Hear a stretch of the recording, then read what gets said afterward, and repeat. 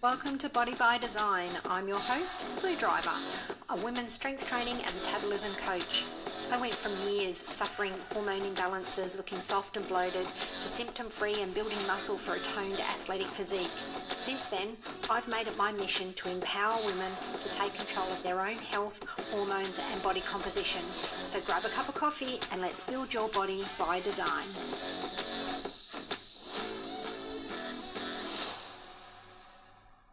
Welcome back to Body by Design. And this week I have a very special guest, which I'm excited to have on, is Ruby. She's Transformed by Ruby on Instagram. You can find her there. And today we're just going to get into some ins and outs of building that body that you want, that healthy, strong body in a sustainable and healthy way, because there's certainly a lot of great bodies out there, but not necessarily done in a healthy way, and what it really takes to get there. So welcome, Ruby. Thank you for coming on. Thank you for having me. It's nice to be on the other side of the mic. Yeah. So tell us a little bit about your kind of journey into this and your business.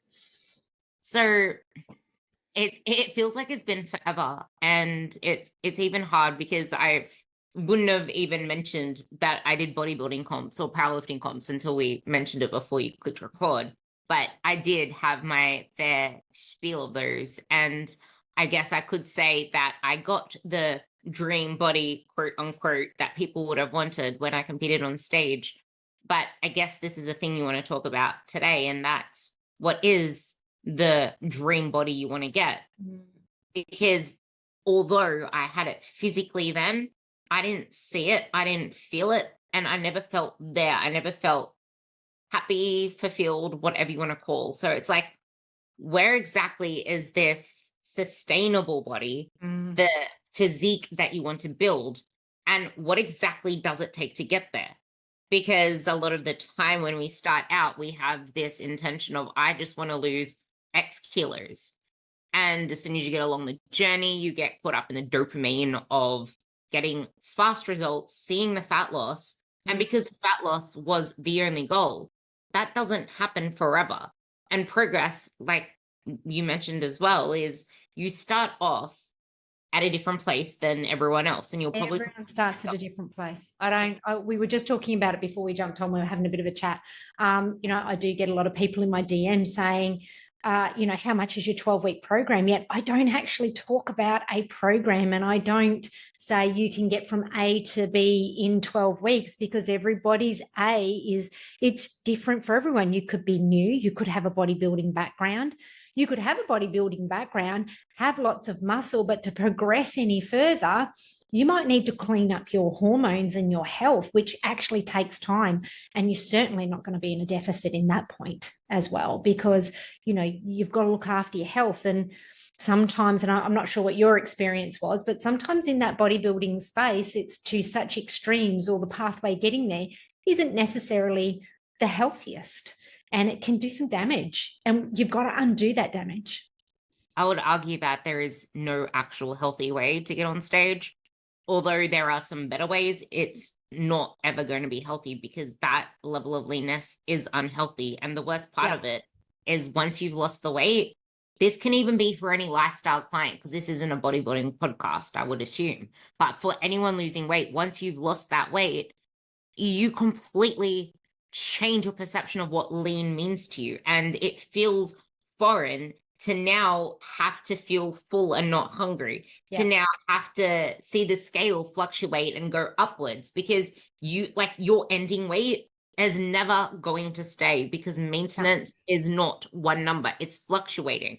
Train harder, it's going to go up even more, because now you're holding more water. And the thing is, do you want to stay constrained to this little tiny physique, tiny body, without chasing more?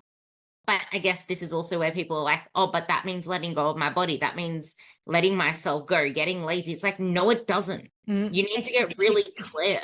Yeah. And look, I recently did, so I did, I think, about 14 months of a build, and then did a deficit phase. It was meant to go for 22 weeks, went 23 because we got a cyclone. I couldn't go to my photographer. So it was for photography. So it wasn't as lean as stage, but I was pretty lean. I think I got down to about 11% body fat. But you can't stay there. And the second you eat a bit more, you will gain some more body fat naturally, because that is your body's maintenance for you, where it's going to be a little bit healthier. And if you want to be healthier, yes, okay, you can lose some body fat, but you can't maintain what everyone is seeing on Instagram of all those photos. And I've done it. I've gone and taken photos and everything that I'm going to be using for Instagram. But I've also been very transparent in the fact that that's not where I am now. And when those photos come out, that will be shown as well, that yes, I got to this. And my whole process, I've been speaking to my audience about, there will be a reverse from this and I won't stay here. Even going into it, I was like, I'm getting to a place where it's leaner than I actually want to be. It's leaner than healthy. And once I get there, I do the photo shoot, I reverse out. And I've talked them through the process of the, reversing and the digestion and all these sorts of different things you were just hitting on that can play havoc with you, and how you've got to nurture yourself through it. I had a really healthy base to start, so it hasn't taken me long to bounce back. I'm about 4 weeks out of it now, and I'm feeling pretty good now, and I'm back to fairly well maintenance. I think it's now starting to creep a little bit even. But I think that's actually a really good point as well, because I hear it a lot. Like, you can be in a good place and then fall out of that good place. And I mean mentally. And this is why it's like, do you know exactly what it takes? And you need to be willing to understand that it's the process that's the goal. And it might take you 5 years mentally to start to understand. Like, it's not like nothing's changing in the meantime. You're learning, you're growing, your body is changing regardless if you're putting in the effort. But in this process, you're also learning there is more to this than just a number. Like, in particular, I had a client that I was training for ages, but due to finances and her being a student, changing jobs, she had to leave for a bit. And then she came to me for advice, asking about, I'm increasing my calories like 100 every now and then to get out of the end of a diet, because she apparently did another diet. And she mentioned falling back into her old mindset. But the thing that I picked up on is, why are you increasing your calories so slow? When her feedback is saying that she's tired, she's lethargic, she still can't push herself in the sessions. It's just like, what does that body take? You say you want to look lean. You say you want to look toned, defined, look like you lift.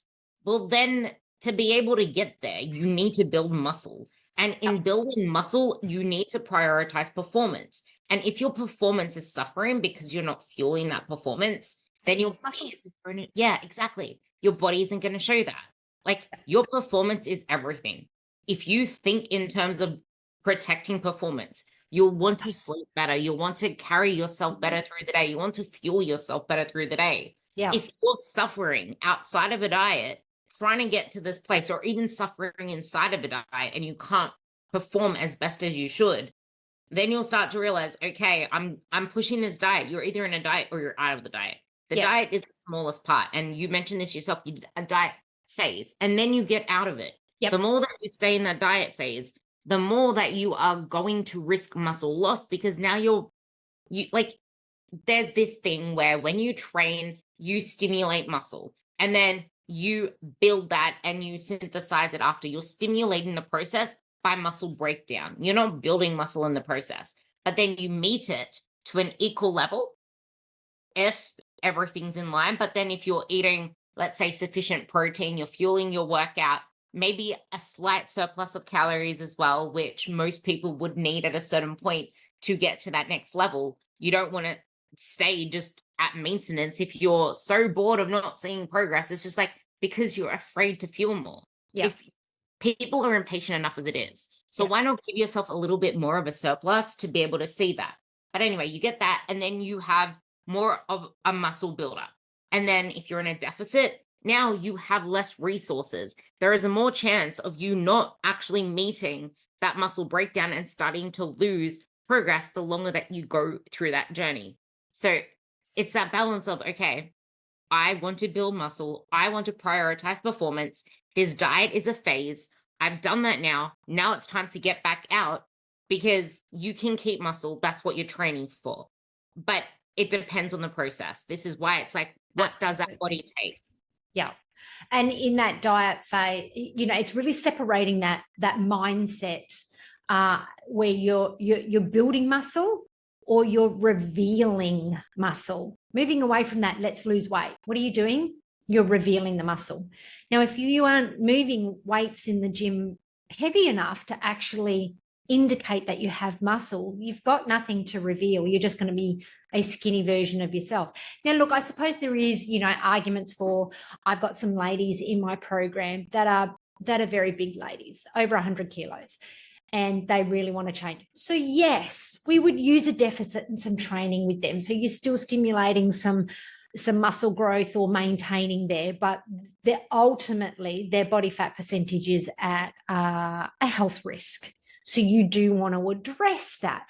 But if you're not in that place, you just want to be working on muscle growth in the beginning.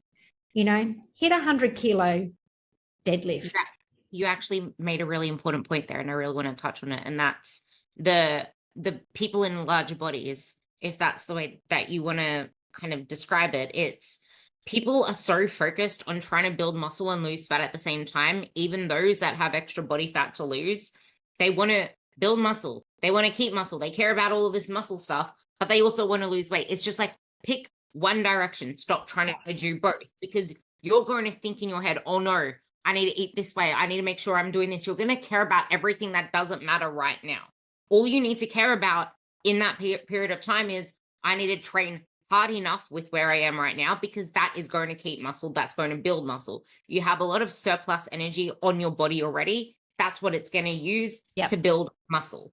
But your intention, your focus is on, it's not on fat loss and it's not on weight loss. It's on the actions that lead to that as an byproduct. Regardless of what you do, I don't like focusing on weight loss, because then you're going to start to think, oh my God, I'm restricted, I'm deprived, I'm hungry, I'm craving this. No, think about fueling your metabolism for fat loss. Think of fueling fat loss. But even without the fat loss in mind, how can I eat in a way to stay as full as I can, to prevent hunger being because you are going to get hungry. You're in a deficit. Deficits are shit. I tell them as straight up. You want to lose all this weight, but it's not fun. And the best thing you can do is get in, be as accurate as you can, and get the fuck out, because nobody wants to be restricting for that long. Everything goes. You get brain fog, you've got lack of energy, you've got lack of desire to keep moving, all these things that just impact you. And you're hungry. So having, a strategy to help you feel more full and hungry. And it's really important when you're in that deficit to make sure you're packing around your training, the fueling in and the fueling out as well. There's so much more to it than just slashing calories and watching the scale go down. And if we just focused more on growing some muscle, and, if you haven't trained before, you're lucky enough to be in a place where you probably will lose a fair bit of body fat by training to grow muscle in that first year. Beyond that, you need to start thinking about that fueling for progress. And if you don't have larger amounts of body fat, you do need to put yourself into a surplus to get there. And that will require you getting a bit bigger. Yeah, I even think, because I don't like using the scale, so I tell my girls to ditch the scale. Even if it's just for 6 months, I want it gone, and you'll start to realize you don't even want the scale, and you can bring it back, and sometimes the negative patterns still come back, because we've grown years in our lives with this number dictating everything. It's really hard to let it go, and not like, our life is just dictated by numbers a lot of the time. So it's best to just let that go. But even with that, you can still feel uncomfortable, because it's so subjective. You put on pants, you feel uncomfortable, and you want to sabotage yourself by going back into fat loss. That isn't going to build the body that you want. No. I said this before, where it's just like, you can have the macros perfect, you can have the training perfect, you can be doing all the things, but sometimes even the perfect plan will never get you to where you want to be, because it's a self-sabotage that's going to kick in. And this is where a coach, like I would say, getting a coach through your building periods outside of fat loss, any period where you're not intentionally focused on this one dead end goal of fat loss, is going to reap more dividends than a weight loss coach in itself, because it's that process that people fuck up the most. It's that process. The weight amount loss. of people that I talk to that aren't, and you don't have to use the scale, but using things like measurements and tracking your strength and things like that, and just automatically going, oh, but I'm just eating more. Well, you're going to get yourself into a hole like that, and then you are going to want to go into a diet phase. And that mindset of, and it was, even for me, I've been doing this for years, and even for me going through a really intentional build phase, I think I ended up putting on 11 kilos going, and that was over a 14-month period. Like, it was just slow increase, slow increase, slow increase. And yes, there was a lot of muscle under there, but you can't necessarily see it sometimes, and you got to wait for the reveal. But that mindset of, oh my God, I feel uncomfortable. I started my business in the middle of all of that, putting myself out there on Instagram when you don't feel like you have that body that you should have. That's all over Instagram. But you know what? It was real. That was the process. I think that's where a lot of people get kind of kicked aside with Instagram as well, because people, you don't see it until you're on the other side. And I love it when my clients even send me things saying, you can tell that she's actually fluffing around here, because people would say, I'm feeling a little fluffy. But then you look at their photos and you're like, can you tell me where the fluff is, mate? Yeah. And like, it's like, you don't understand until you've been through it yourself, and then you came out the other side. Hey, I recognize those patterns. They're saying, I used to want that body, want what she's doing, what she's able to do. But I'm seeing now that that's a disordered eating pattern, a disordered relationship with her body in and of itself. And those people you see on Instagram, you can't want the body without wanting what else is under there. And the thing that frustrates me the most is that people see, for example, me, I'm just going to use me as an example because I got it the other day, but it's so easy for you to say you're lean. I'm like, it actually isn't. I've been doing this for over 7 years. Yeah. People want 7 years worth of results in 12 within weeks. 1 year. Like, that's the thing. It's not even 12 weeks. People think that you can get that goal body in 1 year. Like, you can make tremendous progress. Amazing changes in a year. And not going to get that dream body. Muscle is the hardest thing to build, yet it's the thing that people, like we said, they screw it up the most because they're so used to chasing smaller that they're not even willing to eat enough to build. It's like, okay, well, if you want to build a maintenance, then you better have extremely gritty patience, because 6 months is not enough. 8 months is not enough. You can't just come out of a diet, go into maintenance and train to build muscle, and put yourself into a diet again 6 or 8 months later, or for next summer if you want to see real results. Everyone's doing this trendy, like, get the bikini body for summer. Yeah, okay, cool. We can diet. I never talk about seasons in my business, because you're just not going to. Yeah, it's not. it's not realistic. And look, I think people say, how long is it going to take? If anyone commits to 6 to 12 months, they're going to get a lot of changes. Like you say, 12 months, you will get great changes. Are they going to get your body? No. But it also depends on your life. Like, we're talking a lot about food here and surplus, which is super, super important. And getting and along with that comes, nutrients and all that. And, the way you build your energy around your training and all that sort of stuff to fuel it and make it optimal and squeeze those little nuances out. But you've also got to look at other things. Are you getting sunlight? Are you getting sleep? What is your stress like in your life? A bit of my background, and my audience knows a lot about this, is my partner got kidney cancer, went through court cases with his kids, got kidney cancer again, lost a kidney. So in my first, 3 years of building, yes, I built muscle. I've got photos to show that, where you go, this is me at this weight, this is me at the same weight, and there's a distinct difference. So there is muscle there. Did I build the same as someone else that was cruising along in life, had their family, pretty happy, no major life events, and just went hard for 12 months?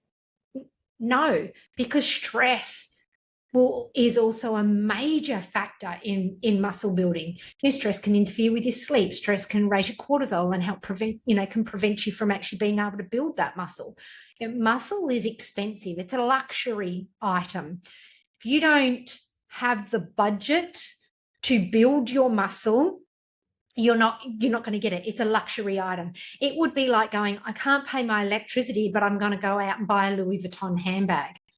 You wouldn't do that, and your body won't do that. It's a very smart thing that will preserve life, and building additional muscle tissue is a luxury. The female reproductive system is actually a luxury because that's to sustain another life. And if you aren't filtering nutrients in, or if you've got this excess cortisol surging through your body constantly, that's not an ideal state. So it's going to use all of its resources, all of its money in correcting that and keep it trying to get you to a healthy point before it's going to allocate to muscle growth.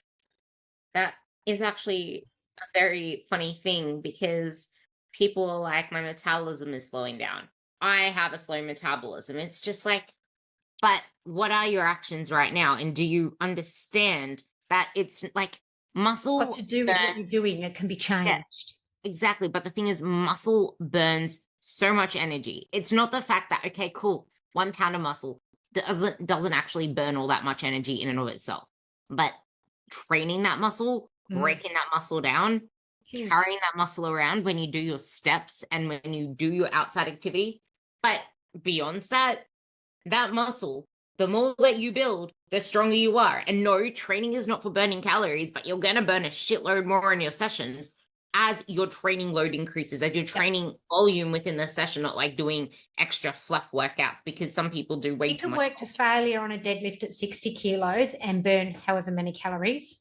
But if you're working to failure at 100 kilos simply because you have more muscle, it's not the muscle burning it. It's simply that you're now moving 100 kilos, and that requires more energy.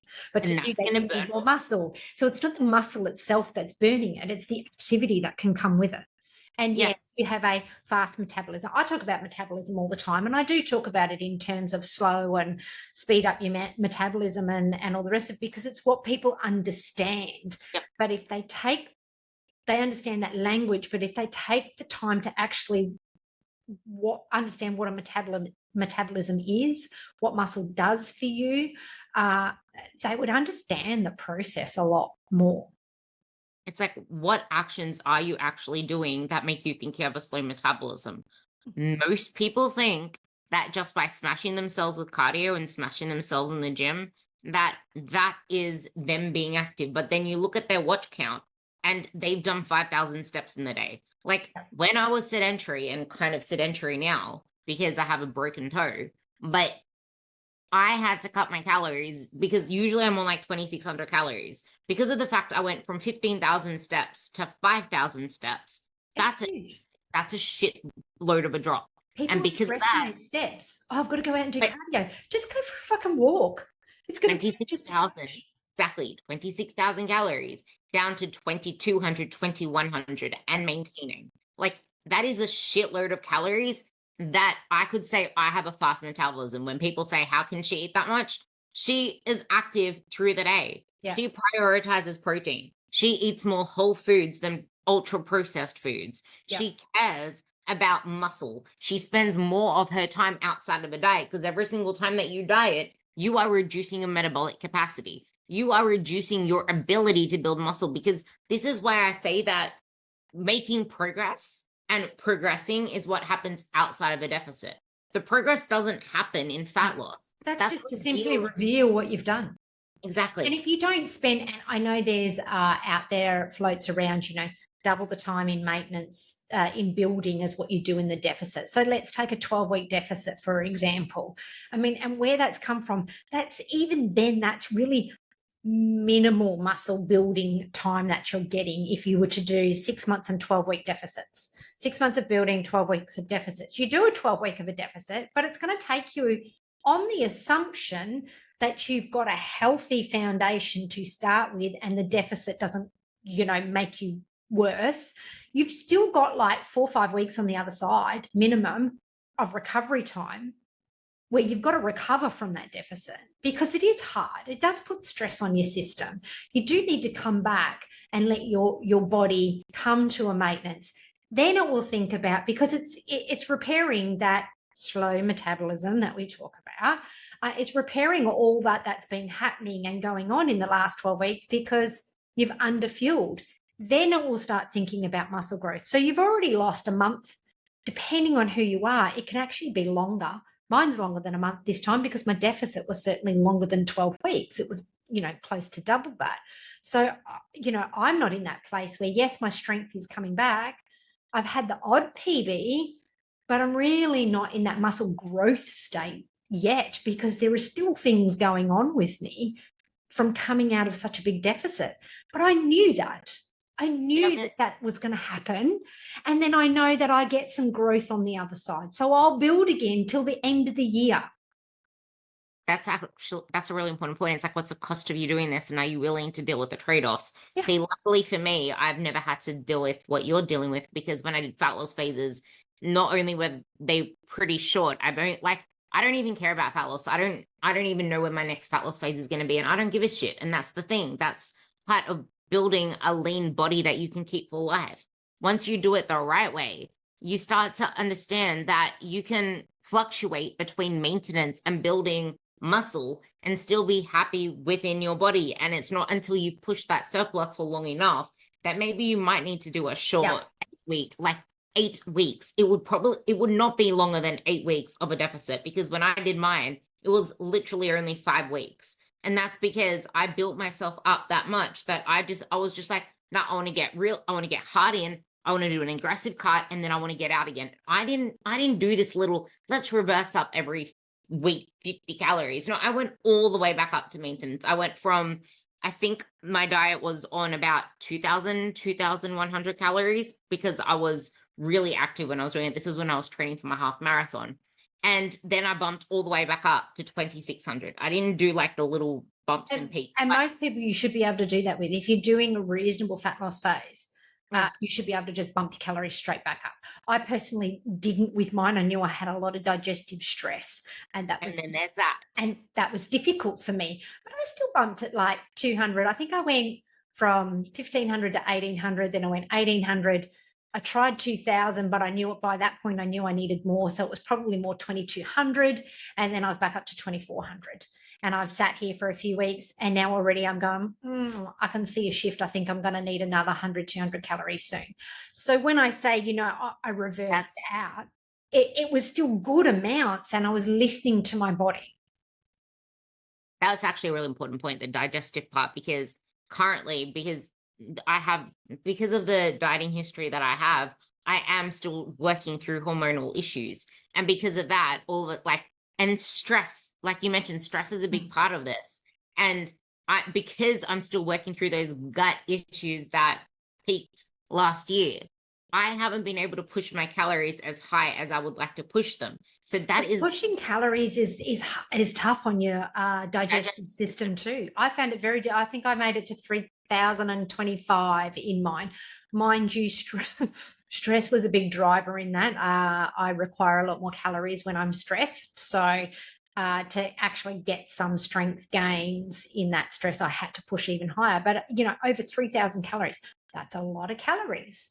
And it is a lot on your digestion. And you need someone, you go back to that, getting a coach in that phase is actually really important, because they can guide you on how to get that nutrition in a good way without mass amounts of volume. Yeah. And it's not only that, it's a lot of the time, because we've been told so often that less is best, eat less, cut the carbs. It's really hard mental game people to actually push their calories high enough. And that is, it's funny that more people are afraid of seeing 2,000 calories given to them than they are to see, okay, now you have to stick to this 1,200 calorie diet. It's ridiculous. But at the same time, it's just like, okay, well, how long has this been working for you? And you can diet on a lot more than you think you can. It's just that the dieting calories that you're doing, they're not 7 days a week. They're not tracking every single little thing that you eat. And yes, I'm very big on flexible, mindful eating. But there needs to be some parameters. There needs to be some form of tracking, because I'm very big on tracking. I just like flexible tracking because I'm in maintenance. In maintenance and building, be flexible with your tracking. Don't be so meticulous. But in your dieting phase, Oh no, be get in, as be meticulous specific, get out. as possible, because otherwise you're going to be kind of dieting but not seeing results. Yeah. The diet should never be sustainable, ever. You want to make it unsustainable so you can get the result, then get back out. That's Totally where agree. okay, I'm gonna rant now, because now I got my rant. Usually I'm ranting Ruby, but when people say that your diet needs to be sustainable, you don't need to worry about counting this, counting that. It's just like, okay, we went from one extreme of being way too diet culture to now being so intuitive eating. I hate intuitive eating. It's just like, you intuitively ate yourself to where you are now. That is why you're overweight. That is why you Try tracking for a while, and then you might be able to intuitively eat, because our society, there is so much hidden shit in food, and we have moved so far away from, you know, just the basics of eating. Most people don't actually understand what a carbohydrate even is, let alone pay attention to what happens when they eat that type of food. There is no, we're not raised to understand food. Track your food, not to diet. Track your food as some data to understand, and then it becomes flexible. And then it becomes things like, I can be in maintenance and not track, but I eat a lot of the same things. I kind of know that 150 grams of rice is what I need for dinner. And if it's not 150 grams of rice, it's about 250 grams of potatoes. Like, you know, I know the swaps, ins and outs of different foods. I know don't eat pineapple juice because it bloats me. You know, like, you learn all of that stuff. That's when it becomes intuitive. It's like, what is the trade-off of the way that you're eating right now? Because if you want to change up your meals every single day, if you need to have a friggin' party in your mouth every single time that you eat, then no, you are never going to be able to intuitively eat and have the results that you want, because that party in your mouth is going to skew up with your satiety signals, because now you're going to want more food when your belly is full, but it tasted like heaven. So now you want more of it.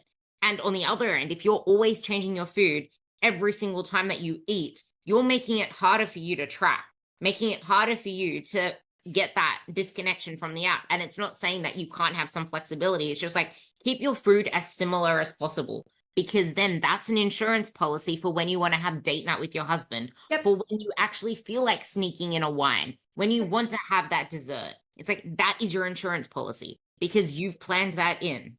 And keep it simple but yummy. Like, I love all the food that I eat, so I don't need a party in my mouth all the time.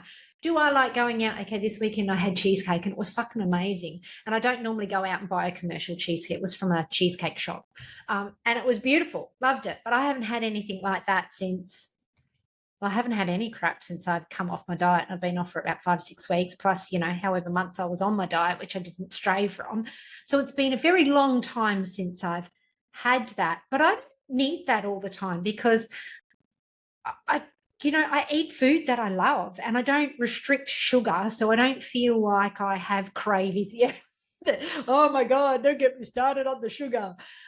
Sugar itself is not bad. Maybe mix it with the crap preservatives, artificial flavors, colors, crappy oils. Mix it all with that, yeah, it probably is bad. But it's more that if you eat just too much plain sugar, it's void of nutrients. It's not bad for you, it's just void of nutrients. But if your diet has plenty of fruits and roots and meats and dairy and a great balance, having a teaspoon of sugar in your coffee is no problem. See, like, this is the very thing as well. It's just like, pick where you want to have it. See, to me, it's just like, stop drinking sugar in your coffees and teas. Like, that's my stance on it. Because it's just like, don't. If you don't want it there, don't want it there. That's just an example. Yeah. I mean, you can. I know. I'm with you on that. But it's just like, people are so willing to vilify the sugar that is in their lollies and stuff, but they don't understand that wine that you're having is a lot more detrimental to your progress than the sugar. Your alcohol every single night, your alcohol on the weekends, that is something that you should be blinking an eye about. So many people are worried about like these artificial whatever the fucks as well, but then they have like a pre-workout. How about all the shit in that pre-workout? I don't do any of that.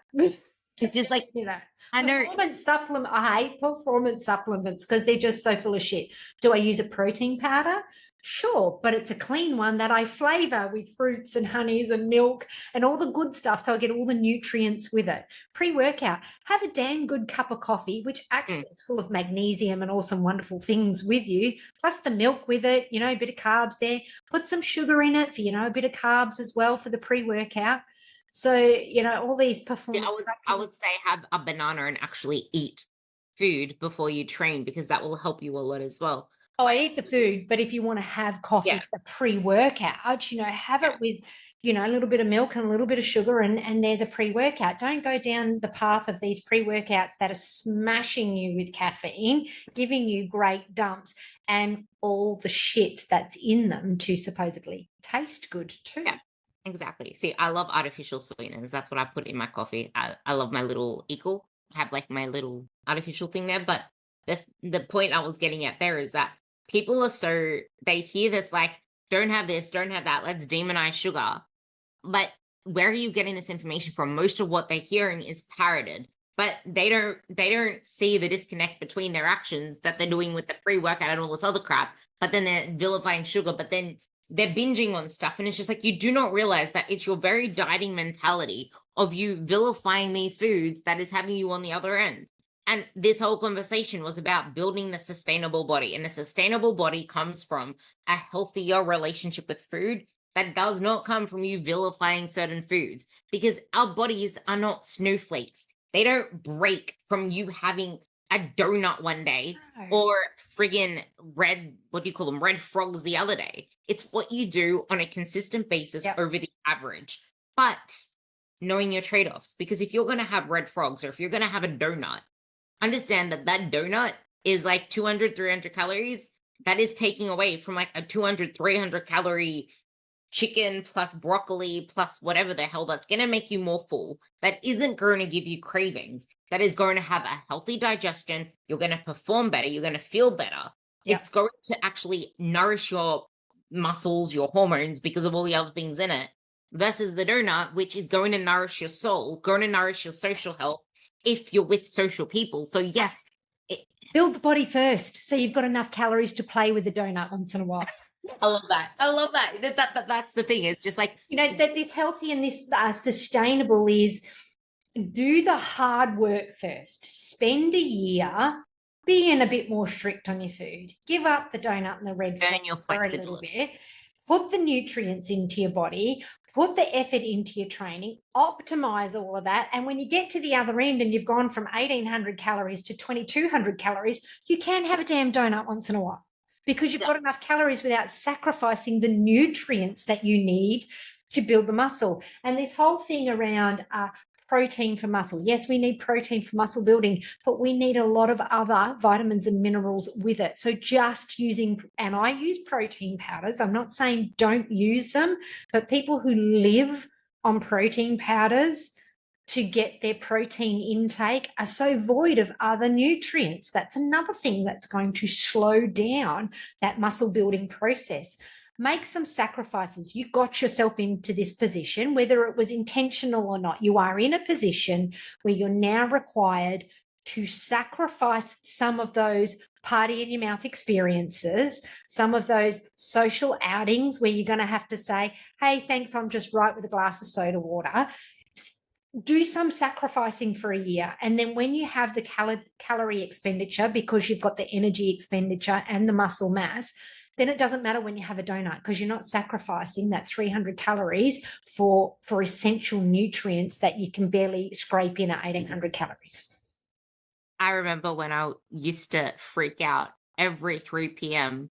because I would have 300 calories left, because my body used to maintain on 1,500, 1,600, to the point where now it's just like I've hardly ever seen a day, except after surgery, that I've eaten below 2,000 calories. Yeah. And the funny thing is because I'm so used to eating at 2,000 calories to 2,600 calories, I did not realize how freaking hard it is to try to fit food into the it was still 1,700 calories. Like, that is only 300 calories less, but I found it so hard to think about what's going to keep me full, what's going to keep me like a happy Ruby and not getting all angry about the fact that I'm not eating enough. Like, it is so freaking hard. It is hard. Like, you don't realize this stuff. You earn your flexibility. And you mentioned that before we started this podcast. And it's you do. You earn the flexibility, and that's what it's about. You've got to give up something to start.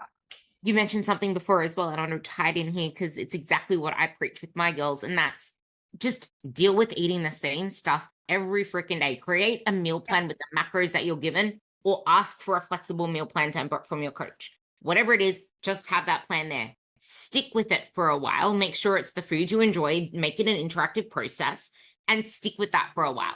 And then once you've gained, once you've gained the competence and the confidence, and now you don't have the decision fatigue, you're not screwing it all up all the time. Now you can start to learn, how can I, like you said, how can I swap out this rice? What else can I sub in with it? This amount of rice equals this amount of potato equals this much bread equals this much cereal equals this much, what else is there? Rice cakes equals this much pasta. You know how you can sub that in and out. You know what lean proteins are, so you can sub that in and out. Get used to that first. And then you start to gain so much more knowledge. Don't just track macros to tick off the box. Track them to learn what you're eating. It's a tool to learn, and it feels hard to begin with, and you've got to take small steps. I usually, if someone's not competent in macro tracking and hasn't created meal plans before, I usually help create a meal plan for them around foods that they like, because I know I want them to eat that for a while.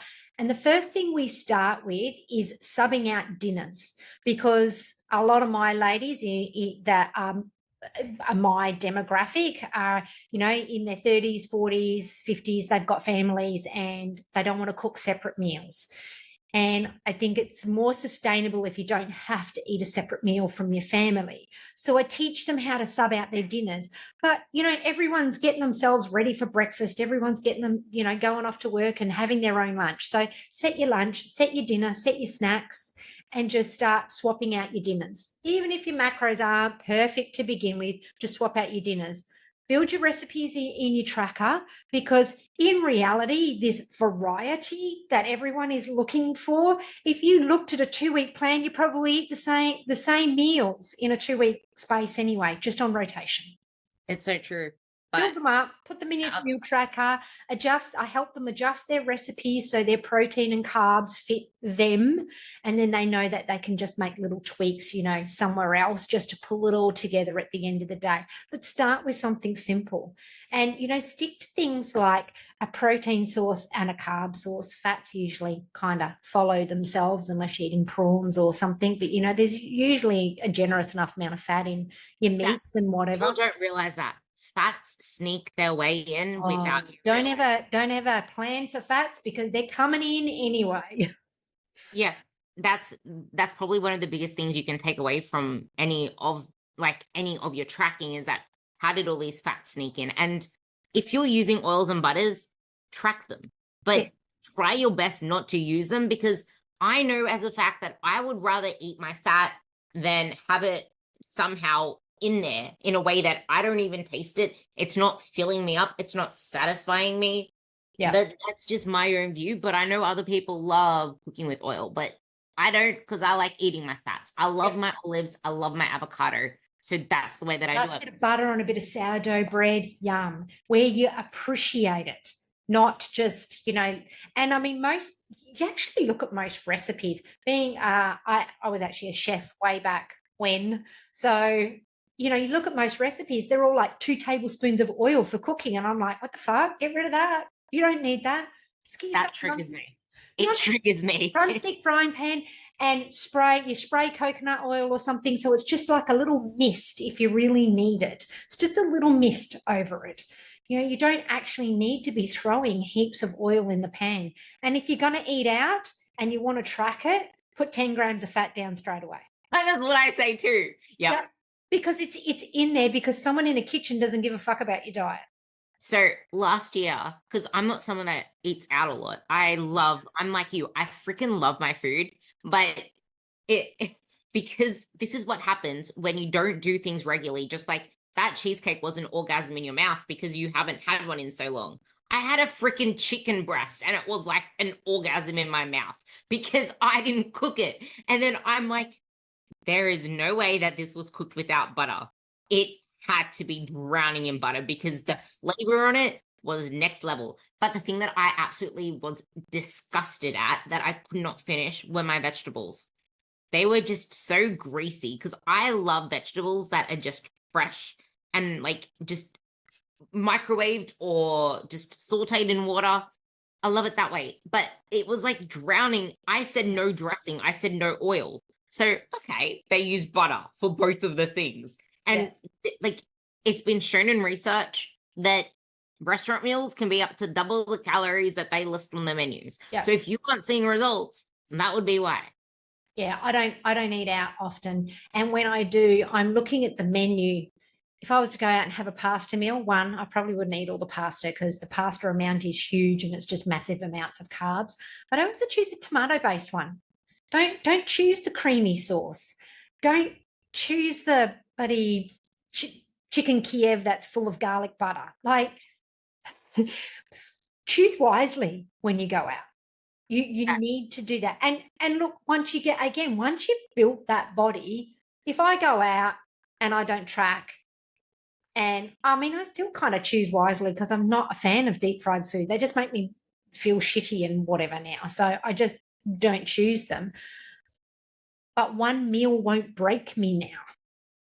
Yeah. You build up your buffer because you like this shit takes time. This is the stuff that takes over a year. Building this buffer up, building your metabolic capacity up. But that part there as well in the fact that, okay, we're able to add this thing on and it not be like if all you do is think of healthifying everything, because you mentioned something that I was just like, oh my God, this triggers me. When you look at recipes, they try to healthify everything. Let's add this big gush of coconut oil because coconut oil is so healthy for you. Coconut oil is healthy, but not at great amounts. Let's add in all of these dates and make it raw because we want to make it raw. Let's make it gluten-free and lower in carbs. So let's swap out the normal flour for almond flour because almond flour has a shitload more calories because it's made out of fats, not carbs. It's just like the more that you try to healthify everything, the more you're straying away from just enjoying food for what it is. If you're going to try to healthify junk food, it is still, I don't like using the word junk food, but you know what I'm trying to say. Like it is still deep fried chicken is still deep fried chicken. No matter what oil you cook it in, it is still deep fried chicken and it's still got a bucket load of calories in it. Whether you use almond flour or friggin' coconut flour or friggin' normal flour for the breading, it's still the same shit. Exactly. And, look, can you do things to optimize for gut nutrition and all this sort of thing? Yeah, sure. But you've got to take those,